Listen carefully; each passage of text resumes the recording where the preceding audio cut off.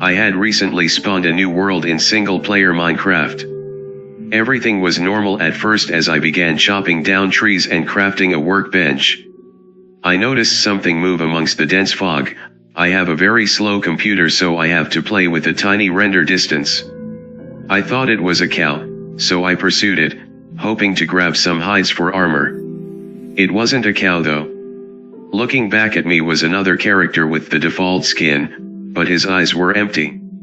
I saw no name pop up, and I double-checked to make sure I wasn't in multiplayer mode. He didn't stay long. He looked at me and quickly ran into the fog. I perused out of curiosity, but he was gone. I continued on with the game, not sure what to think. As I expanded to world, I saw things that seemed out of place for the random map generator to make: 2x2 tunnels in the rocks, small perfect pyramids made of sand in the ocean, and groves of trees with all their leaves cut off.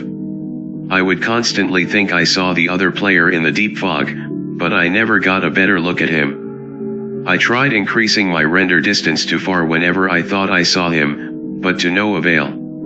I saved the map and went on the forums to see if anyone else had found the pseudo player.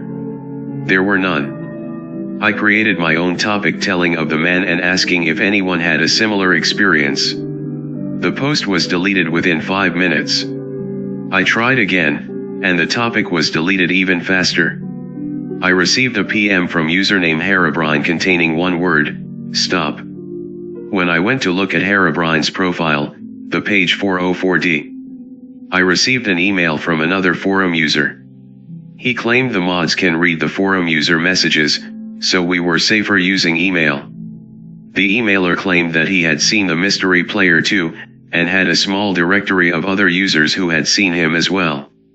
Their worlds were littered with obviously man-made features as well, and described their mystery player to have no pupils. About a month passed until I heard from my informant again. Some of the people who had encountered the mystery man had looked into the name Herobrine and found that name to be frequently used by a Swedish gamer. After some further information gathering, it was revealed to be the brother of Notch, the game's developer. I personally emailed Notch, and asked him if he had a brother. It took him a while, but he emailed me back a very short message. I did, but he is no longer with us. Notch. I haven't seen the mystery man since our first encounter, and I haven't noticed any changes to the world other than my own. I was able to press print screen when I first saw him. Here's the only evidence of his existence.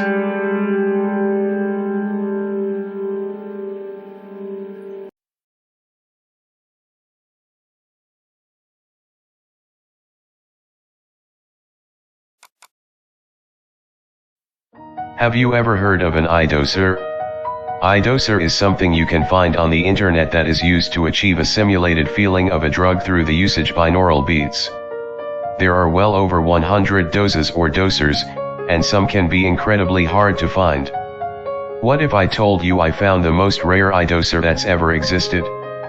I came across this one day in the iDoser store. I was rather bored, so I was just searching the word rare and exclusive. I eventually came up with the great idea of searching Satan. At first, one result flashed in for a split second, but then disappeared once again. Confused, I tried again. Same results. I start up my camera, hoping to catch the unnatural result on film. Needless to say, I did. After searching it a couple more times, just to be sure, I stopped the recording and looked over the footage, at the original speeds. The result flashed in and out like it did without recording. I began to slow the footage down until a near standstill, where I can barely make out the text. The text read out the following: Satan's song. I was scared. I stared at my computer screen, shocked. Why was this popping up and leaving the screen so quickly? Were they trying to hide it, but unsuccessfully? I went to Google, and punched in Satan's song. I came up with some boards about supernatural internet phenomenon. Apparently Satan's song was a banned and rare iDoser. Only a few people have listened to it without being afflicted with dementia, paranoia, and ultimately death in a 7-day span, but those people have even gone missing after listening to the dose. After a couple days passed, and I did some research, I came home from work, only to find one file on my desktop. Everything else was gone. The folder read out satansong.exe. I opened the file, and of course, satansong.exe sat there, waiting to be activated. I covered my hands over my eyes. I put my PC speakers up to maximum volume and started the dose. At first it was just a quiet humming noise. Then, the volume exploded with shrieks and screams of what sounded like people dying. In the background I heard a mix of previous doses such as Hand of God, Gate of Hades, and so on and so forth. I opened my eyes under the sock. What I opened my eyes to was a horror. It looked like I had taken a train to hell, corpses laid everywhere, blood leaking to my feet. The blood. I felt it on my feet. It was warm, a sickening crimson. I bent forward and vomited. My bile mixed with the blood, turning it a greenish red.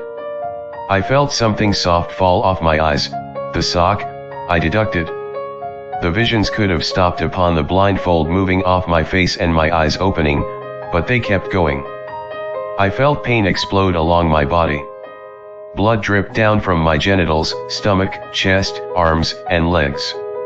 I looked at my body to find massive spikes skewering each spot that blood gushed from.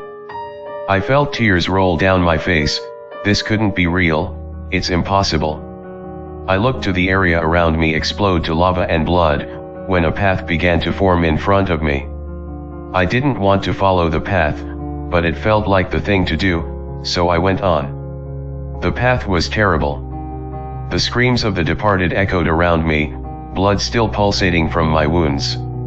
I could have died by now, but I wasn't dead. I wished I were dead. Death was better than this, most definitely. Eventually, I came to the end of the path. A spiked gate awaited me. I pushed it open, and fell forward. That's when I went back to reality. For reasons such as this, iDoser removed the Satan dose from their vault and designed a much lighter version called Gates of Hades. As the name implies, Gates of Hades is designed to give you the experience of looking into hell without entering it as Satan did. This replacement dose is still only recommended for more mature users that are aware of the type of experience they are attempting. Feedback from users of Gates of Hades are equally as unpleasant, with reports of nightmares and close-eyed hallucinations. I strongly suggest not searching for this. Even now I'm plagued with visions of hell, and just to keep myself in check with reality, I have to grip the edge of a seat as hard as I can. I can only pray that the illusions don't stay for good.